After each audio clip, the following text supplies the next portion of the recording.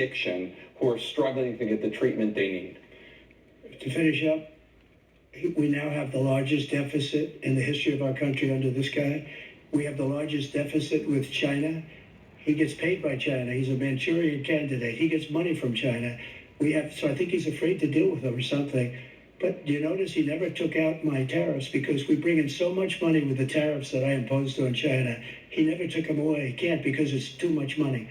It's tremendous. And we saved our steel industries, and there was more to come, but he hasn't done that. But he hasn't cut the tariffs because he can't, because it's too much money. But he's got the largest deficit in the history of our country, and he's got the worst situation with China. China's going to own us if you keep allowing them to do what they're doing to us as a country. They are killing us as a country, Joe, and you can't let that happen. You're destroying our country. So, President Trump, you have 67 seconds left. The question was, what are you going to do to help Americans in the throes of addiction right now who are struggling to get the treatment they need? Jake, we were doing very well in addiction until the COVID came along. We had the 2.5, almost 3 years of like nobody's ever had before, any country, in every way.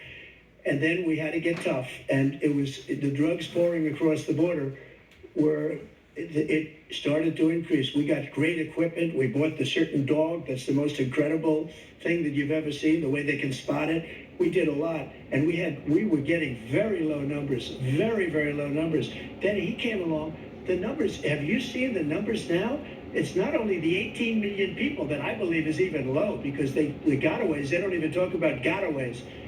But the numbers of the amount of drugs and human trafficking in women coming across our border, the worst thing I've ever seen, at numbers that nobody's ever seen under him because the border's so bad.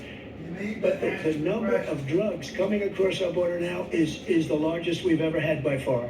President Trump, thank you. President Biden? Fentanyl and the byproducts of fentanyl went down for a while. And I wanted to make sure we use the machinery that can detect fentanyl, these big machines that roll over everything that comes across the border. And it costs a lot of money. That was part of this deal we put together, this bipartisan deal. More fentanyl machines, more be able to detect drugs, more numbers of agents, more numbers of all the people at the border. And when we had that deal done, he called his Republican colleagues and said, don't do it. It's going to hurt me politically. But he never argued it's not a good bill. It's a really good bill. We need those machines. We need those machines. And we're coming down very hard in every country in Asia in terms of precursors for fentanyl. And Mexico is working with us to make sure they don't have the technology to be able to put it together. That's what we have to do. We need those machines.